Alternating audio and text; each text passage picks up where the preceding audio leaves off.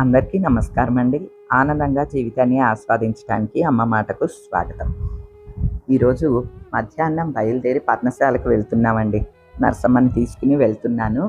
అక్కడ ఒకసారి అంతా శుభ్రం చేయించేసేసి తాళం వేసుకొని రావాలన్నమాట అండి.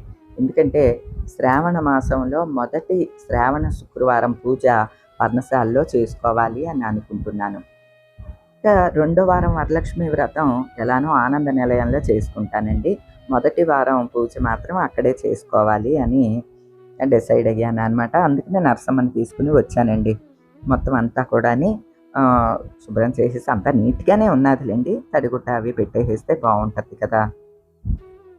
అలానే ఈ చెట్లకి కొంచెం బాగా ఎండిపోయిన ఆకులు ఇవన్నీ ఉన్నాయి. అసలు నడుస్తుంటే తగిలేస్తున్నాయండి. ఫేస్‌కి తగిలేస్తున్నాయి అనమాట. ఈ ఎండుటాకులు ఇవన్నీ కూడా తీసేస్తూ ఉన్నాను. శ్రావణ మాసం నుంచి ఇక్కడ కొంచెం రెగ్యులర్‌గా రావటం స్టార్ట్ చేయాలని అనుకుంటున్నాను. అందుకోసం తగిన ఏర్పాట్లు కూడా చేసుకుంటానండి. అంటే గ్యాస్ పొయ్యి అది కొత్తది తీసుకోవాలండి.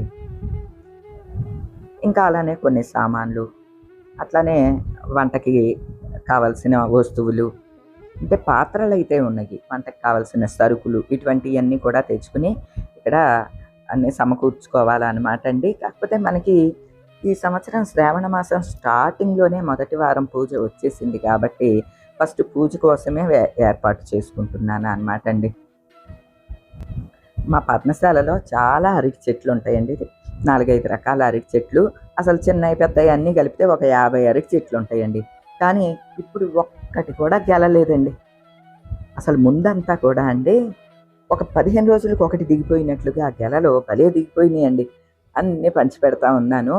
ఒకసారి పెద్ద గాలి వాన వచ్చింది. అప్పుడు మాత్రం ఒకే బంచిలోయి ఒక 5, 6 చెట్లు పడిపోయినాయండి.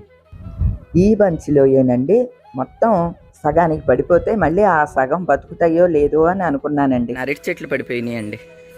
అయ్యో మొత్తం చెట్లన్నీ పడిపోయినాయండి. అయ్యో అయ్యో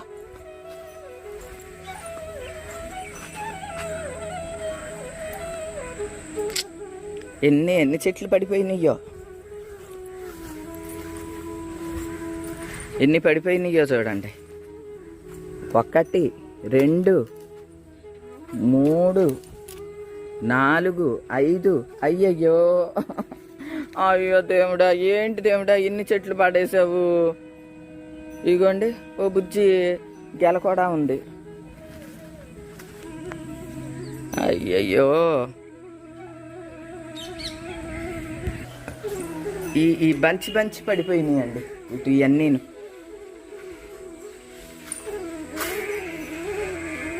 అయ్యో స్వామి, ఏంటయ్యా ఇలా చేసావు, ఇన్ని చెట్లు పడేసావు.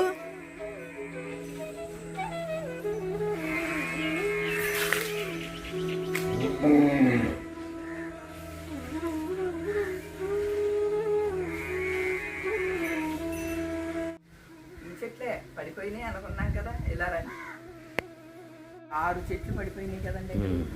అయ్యే 6 చెట్లు బతికేసినాయి.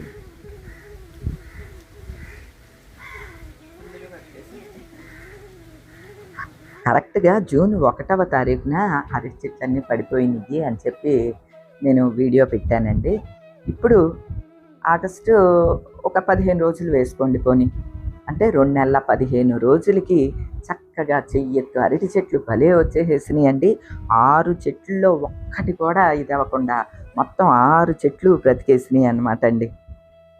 అయితే ఆ చెట్లు పడిపోయినాయి అరటి చెట్లు అని అన్నప్పుడు ఒక ఆవిడ ఎవరో పెట్టారనమాట, నీకు బాగా అయ్యింది, అసలు అరటి గెల కాస్తే చాలు అందరికీ పంచి పెడతా, నువ్వు ఆర్పాటం చేస్తున్నావు అలానని. ఆమెకి ఎందుకో బాధగా అనిపించినట్లున్నది. నేను అవి కూడా పెద్ద సీరియస్గా తీసుకోనండి. ఎందుకంటే మనం ఎవరిని అడిగి ఇవ్వటమో మరొకటి కాదు. నేను డైలీ లాగర్ని, నా లైఫ్లో జరిగే విశేషాలను నేను వీడియో పెడుతూ ఉంటాను. అలా 15 రోజులకి ఒకటి అరటిగెల వచ్చేసేస్తే ఆ చేతి నిండా పంచుకుంటుంటే ఇంకా కావాల్సింది ఏముందండి. అదే నేను ఆనందంగా పెట్టాను. అయితే వారెవరో అలా పెట్టారనమాట అండి. నిజానికి అరటి చెట్లు సగానికి పడిపోతే అండి మొత్తానికి ఆ సగం వరకు పడిపోయినాయన్నీ కట్ చేయించేశాను. కానీ 6 చెట్లు బ్రతికి పట్టకట్టినాయండి. 2 నెలల క్రితం ఈ వరి పైర్లన్నీ కూడా కోతలైపోయి ధాన్యం అంతా దిగిందండి. మళ్ళీ తర్వాత నాట్లేశారు. ఇప్పుడు మంచిగా వర్షాలవి వచ్చి పైర్లు చూసారండి పచ్చగా ఎలా ఉన్నాయో, అలానే మన అరటి చెట్లు కూడా సగానికి పోయినయన్నీ మళ్ళీ పచ్చగా చెయ్యెత్తు చెట్లొచ్చేసరికి చాలా సంతోషంగా అనిపిస్తోందండి. అదిగోండి మా నరసమ్మ గోరింటాకు కోస్తుంది. మనం కూడా వెళ్దాం పదండి. ఇంకా మొత్తం గోరింటాకు చెట్టు అంతా కూడా కాయలు వచ్చేసినాయి ఇలాగా. నరసమ్మ ఇలా రా ఒకసారి, ఇది పట్టుకో, కాయలు కొట్టి అటంతా రోడ్డు.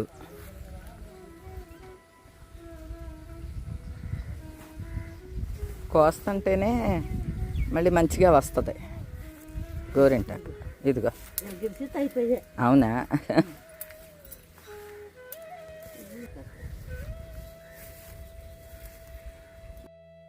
పర్ణశాలలో ఉన్న 3 గోరింటాకు చెట్లలో 2 కొట్టించేసానండి. అవి విపరీతంగా పెరిగిపోతూ ఉంటాయి కదా అని చెప్పి. ఈ చెట్టు కూడా బాగా కాయలు వేసేసిందనమాట. అవన్నీ తీసేసి మొత్తం ఆ కొమ్మలని తుంచేయమన్నాను.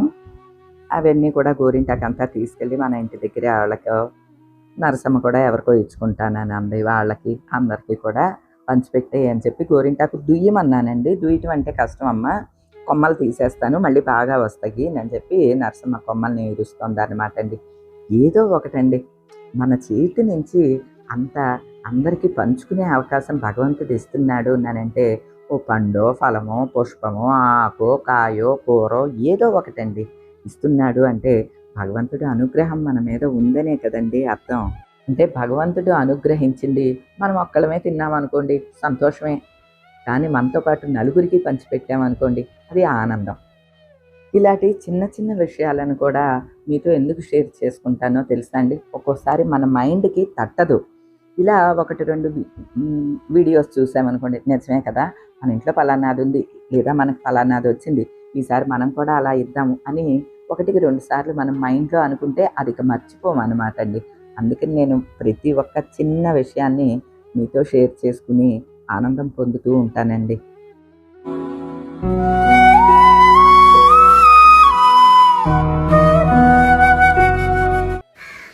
స్విచ్ బోర్డులన్నీ ఇలా ఉన్నాయండి ప్లెయిన్గా. ఏంటో తెలియట్లేదు అనమాట. అంటే దేని స్విచ్ ఏంటో తెలియట్లేదు. ఫ్యాన్ వేసుకోవాలి అంటే మొత్తం అన్నీ వేస్తా ఉన్నారు. అందుకనే ఇగోండి ఇది బెల్ అనమాట. ఇవి తెప్పించా, స్టిక్కర్స్ వేద్దాం.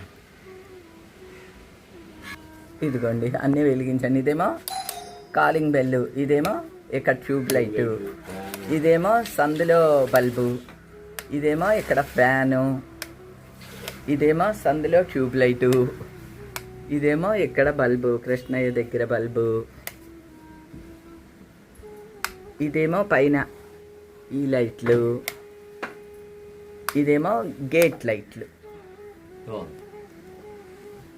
అర్థమవుతుంది కండి. మొత్తం స్విచ్ బోర్డులన్నిటికీ కూడా ఈ స్టిక్కర్ లాంటివి అతికించానండి. షాండ్లియర్లకి ప్రత్యేకించి ఒక డిజైన్ అంటూ ఏమీ లేదండి. షాండ్లియర్లకి ఏం చేశానంటే డబల్ బల్బులుగా వేశాను అనమాట. ఇంకా అది షాండ్లియర్ అన్నట్లుగా ఇలా ఇవన్నీ చేసుకుని ఈ డైనింగ్ టేబుల్ మీద కూడా పాత సోఫా కవర్ ఉంటే అది కూడా వేసేసానండి. ఇక్కడ సాయంత్రం అయ్యేసరికండి కొంచెం రెక్క పురుగులు ఇటువంటివి ఎక్కువ వస్తూ ఉంటాయండి. అలానే బయట అయితేనేమో ఆకులన్నీ రాలిపోతాయి, బూజులు కొంచెం పడుతూ ఉంటాయి. ఎందుకంటే మొత్తం ఇదంతా ఆకులు చెట్లు గ్రీనరీ ఇదే కదండి. అందువల్ల ఏమో కొంచెం ఎక్కువ ఆకులు అవి రాలిపోతూ ఉంటాయి అన్నమాట. కొంచెం మనం రెగ్యులర్గా ఇక్కడికి వస్తూ ఉంటే ఎంత జాగ్రత్త తీసుకోక్కర్లేదు అనిపించింది. ఆకులు చూసావా ఎంత సందడి చేస్తున్నాయో. ఇక్కడ కాకులు ఎక్కువ ఉంటాయి. ఇగో నరసమ్మ కూడా తీసుకెళ్ళిద్దంట. పర్లేదులే, ఏ కట్టాలా?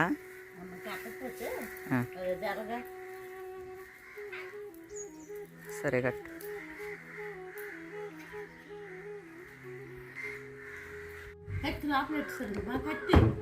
పెట్టానుగా.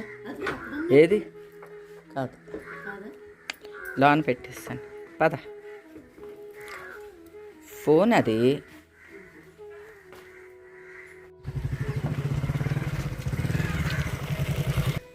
హనుమయ్యా వెళ్ళొస్తామయ్యా.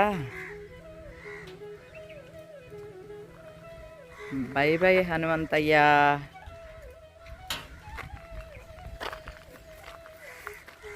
నరసమ్మ చూడండి కూర్చుని స్టైల్గా కార్లో కూర్చుని గోరింటాకు కొలుస్తుంది చూసారా.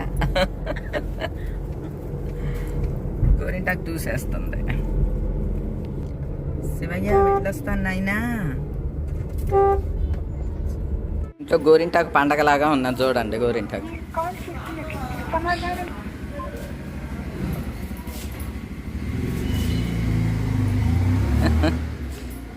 మిక్సీలో వేస్తాను.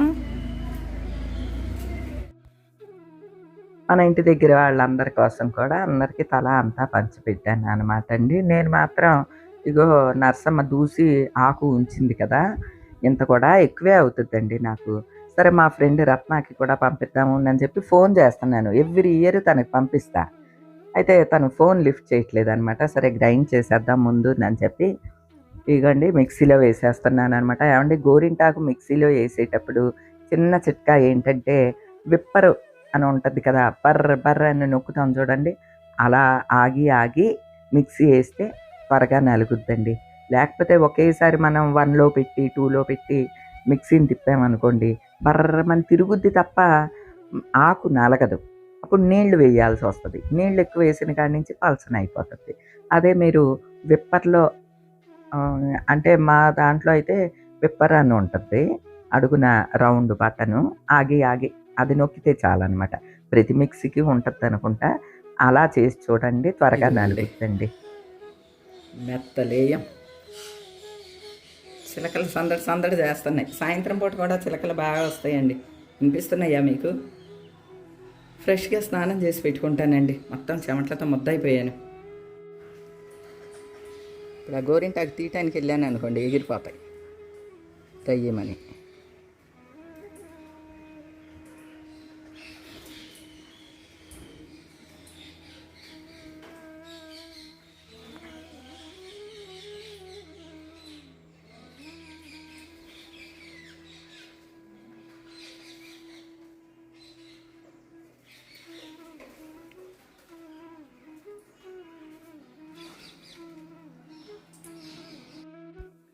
ఇదిగోండి, ఇక గోరింటాకు పెట్టుకోవటానికి అన్నీ సిద్ధం చేసుకుంటున్నాను. ఓ పళ్ళెంలో నీళ్లు వేసుకుని అంత గోరింటాకు ముద్ద కూడా కలిపేసేసుకుంటానండి.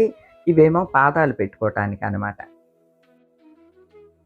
చేతులకి గోరింటాకు నార్మల్గా పెట్టుకున్నా, ఆ గోరింటాకు ఎట్లానో ఒక అరగంట గంట సేపు ఉంచుకుంటాం కాబట్టి మనం పాదాలని కూడా ఈ గోరింటాకు నీళ్ళల్లో పెట్టుకుంటే వేడి లాగేస్తుందండి.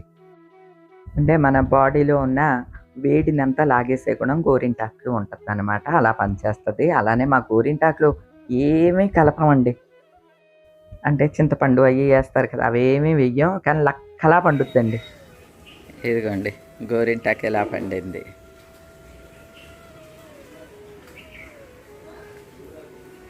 బాగా పండిందండి. ఇంకొక 10 నిమిషాలు ఉంచుకుంటే ఇంకా నల్లగా అయిపోతుంది. రేపటికి చూడండి ఇంకా నల్లగా అయిపోద్ది.